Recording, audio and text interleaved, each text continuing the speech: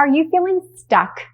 Have you ever tried to do something and you just can't seem to get away from writer's block or from some kind of mental block?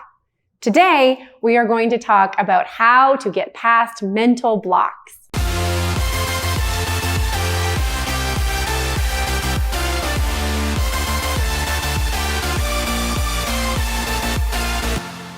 So mental blocks.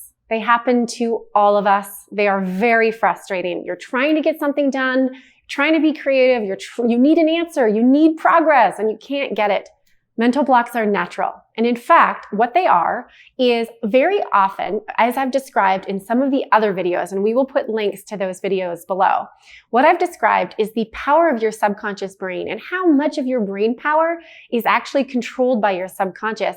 What's happening is that your subconscious is potentially getting in your way. And that's typically what's happening with mental blocks. It's almost like your subconscious saying, hang on, I'm not done processing. I haven't figured out the answer yet. I'm not ready to do this. So the first question around the brain science of mental blocks is there a reason that you know of that you are basically getting in your own way? Is there something that you need to do first?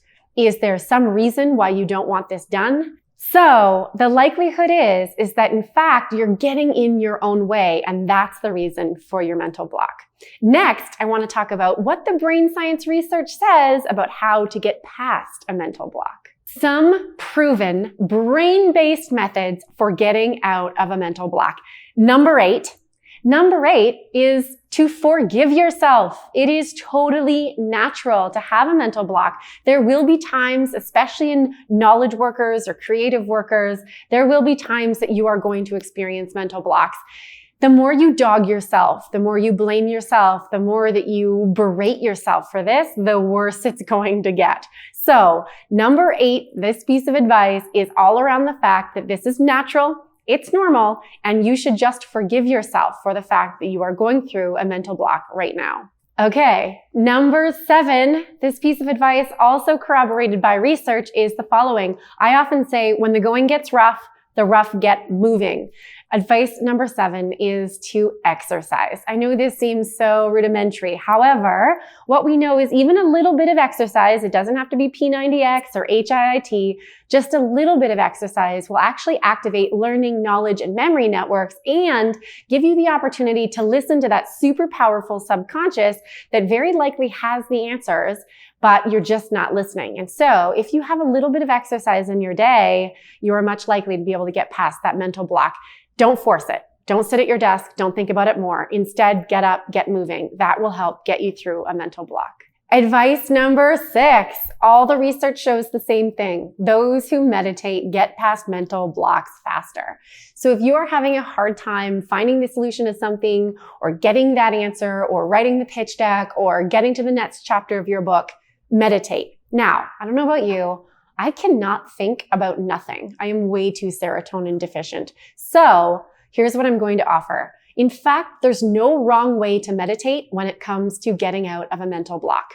If all you do is sit, visualize, think, drift, however meditation looks for you, that is going to help you with getting past all the narratives that are dogging your conscious and getting into that subconscious, which almost definitively has the answer for you. Okay. Number 5, also sounds counterintuitive, but what I want you to do is daydream. If you are having a mental block, you are having writer's block, you're finding it hard to get the solution to something, daydream. Daydreaming, as I've talked about on my channel quite a bit, daydreaming is actually a really functional brain space for getting to new answers, for being innovative and creative. In fact, Google found that employees who did more daydreaming actually had greater rates of successfully commercialized innovation. As it would turn out, daydreaming is a really functional space for your brain to just put together pieces of information, connect the dots, create patterns, and understand new insights or breakthroughs. So if you want to get past a mental block, do not berate yourself for wanting to daydream. This is one of my favorite pieces of advice. I do this all the time when I'm in a mental block or I can't find the solution to a problem, and it's this: do something else. Seriously. Drop it, whatever it is. Walk away. If what you do is you just give yourself a break and you go off and do something else, you will probably find, like I often do, that in the middle of trying to do it, you actually come with the solution to the other thing. And so if what you do is you sit there and you try harder and you get more up in your head, it's not going to help. Instead, tip number 4 is just go off, do something else, and very likely the solutions will come to you. Tip number 3 is to sleep on it. On this channel, I've also talked ad nauseum about how important it is for your brain to sleep and to get enough sleep and to not be sleep deprived. Here's another tip. Sleep is actually a time when a lot of our creativity comes through, when our subconscious connects the dots and really starts to put 2 and 2 together. So during sleep, often people will tell me that they have to wake up and get a pen and a paper and write something down that occurred to them in the middle of the night.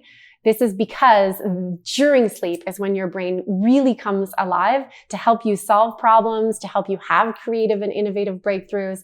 So if you're really struggling with a mental block, sleep on it. Give yourself a good night's sleep. You will wake up much fresher and likely with many more answers. Tip number 2, this one comes through all the psychological research done with writers, but it's this: start anywhere. Sometimes labeled the Zeigarnik effect, what this allows is that if you wait until you're ready, you have all the right resources, you've talked to all the right people, you'll probably wait for the rest of your life. If, however, you follow Nike's tagline, the just do it piece of advice, this advice is about starting anywhere in the project. If what you do is you start anywhere, you trick yourself into getting part of the project done, which allows that you will want to continue to progress. And what we know from consistency principle and completion theory is the idea that once you've started something, you will be highly motivated to want to finish. So instead of starting at the perfect place or with all the resources, just start anywhere. Finally, the number 1 piece of advice from all of the literature about getting over a mental block is this: it's a process. And those of us who aren't patient with our brains and with the process are the ones who typically give up early, who are most dissatisfied, and who do not find the answers, are the least innovative, the least creative, and the most frustrated. So be patient with yourself. Know that getting through this mental block is a process. It's going to take time to find the answers, to finish the problem, to figure out the solution. Don't be impatient with yourself or your subconscious. As we've mentioned before on my channel, your subconscious is definitely working in your favor. You're much smarter than you think. But what it means is you do have to be patient because this is a process. Thank you so much for watching. I hope that these 8 tips help you. If you are going through a mental block, that this will help you. If you want more such tips, if you want to take a break, please subscribe and there'll be many more videos just like this one on our channel.